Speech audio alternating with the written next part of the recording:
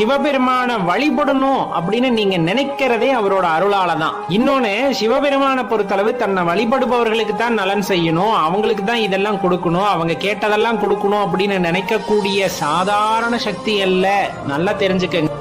நீங்க சாதாரணமா அந்த சக்தியை எடை போட்டு விட முடியாது. நல்லா தெரிஞ்சுக்குங்க. தன்னை வழிபட்டாலும் சரி, தன்னை வழிபடாவிட்டாலும் சரி, தன்னை நிந்தித்தாலும் சரி, தன்னை நினையாதவர்களுக்கும் சரி, எது அவர்களின் வாழ்க்கைக்கு தேவையோ, அடுத்த கட்ட முன்னேற்றத்திற்கு செல்வதற்கு அவர்களுக்கு எது தேவையோ அதை பார்த்து பார்த்து கொடுப்பவர் எம்பெருமான் ஈசன். நான் எந்த வயசுல இருந்து சிவனை கும்பிட ஆரம்பிச்சேன்னு தெரியலங்க. அதுவே தெரியாம என்னை அவர் ஆட்கொண்டார் அப்படின்னு சொல்லக்கூடிய நபர்கள் நிறைய பேர் இருப்போம்.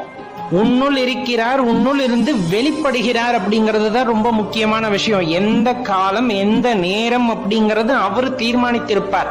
இந்த காலகட்டத்தில் இவனுக்கு இதை உணர வைக்க வேண்டும் என்று தன்னுள் நம்முள் இருக்கின்ற சிவமானது வெளிப்படுகிறது.